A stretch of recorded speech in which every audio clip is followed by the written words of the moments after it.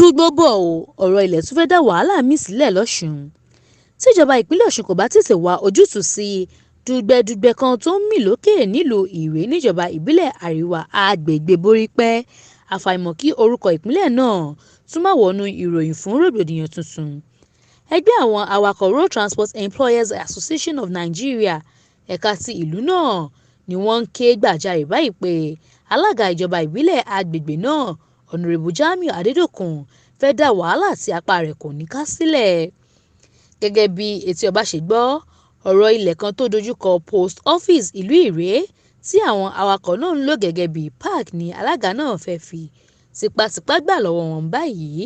Gẹ́gẹ́ bí alága ẹgbẹ́ àwọn awakọ̀ náà, Sunday Adéọ̀sùn ṣe sọ, ìjọba ìbílẹ̀ Borípé ló fún àwọn ní ilẹ̀ náà lọ́dún 2010 tí wọ́n sì fi lẹ́tà kan tí ọ̀gbẹ́ni A.O. Fátóyè fọwọ́ sí gbé e lẹ́yìn. Ṣùgbọ́n ṣàdédé ni wọ́n ní akọ̀wé fún ẹgbẹ́ òṣèlú PDP tẹ́lẹ̀, olóyè Yínká Adéọjọ́ sọ pé òun lòun ní ilẹ̀ náà. Wọ́n lọ sí ilé ẹjọ́ gíga ìpínlẹ̀ Ọ̀ṣun tó wà nílùú Ìkìrun, adájọ́ sì dá Adéọjọ́ lẹ́bi. Kódà kóòtù pàṣẹ pé kó san ẹgbẹ̀rún 10 náírà fún àwọn awakọ̀ náà. Adéọ̀sùn sọ síwájú pé ní kété tí Sẹ́nẹ́tọ̀ Adémọ́lá Adélékè di gómìnà ìpínlẹ̀ Ọ̀ṣun ni Adéọjọ́ tún padà lọ sí páàkì ọ̀hún pé àfi káwọn kúrò níbẹ̀. Ìdí nìyẹn tí àwọn tún fi gbé òun àti ìjọba ìbílẹ̀ náà lọ sí kóòtù.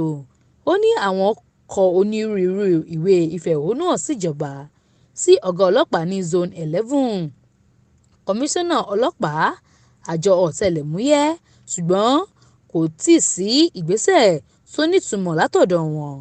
Adéọ̀sùn tẹ̀síwájú pé ọgbọ̀njọ́ oṣù kẹwàá ọdún yìí ni ìgbẹ́jọ́ yóò wáyé lórí ẹjọ́ táwọn pè lórí ilẹ̀ náà.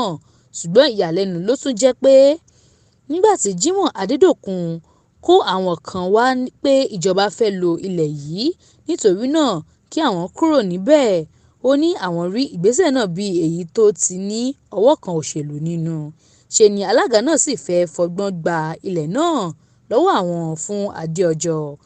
Adéọ̀sùn wá ké sí gómìnà Adélékè àtàwọn òṣìṣẹ́ aláàbò gbogbo láti má ṣe fọwọ́ lẹ́rán títí tí ọ̀rọ̀ náà yóò fi di wàhálà, kí wọ́n kìlọ̀ fún Adédòkun láti dúró de ìdájọ́ ilé ẹjọ́ lórí ilẹ̀ náà.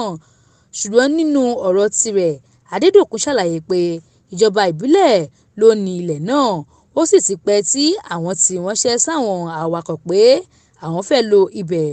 Ó ní kò sẹ́nì kankan tó fi tó òun létí rí wípé ọ̀rọ̀ ilẹ̀ náà wà ní kóòtù. Mariam Ọláníyì ló ń jábọ̀ ròyìn fún Etí Ọba TV.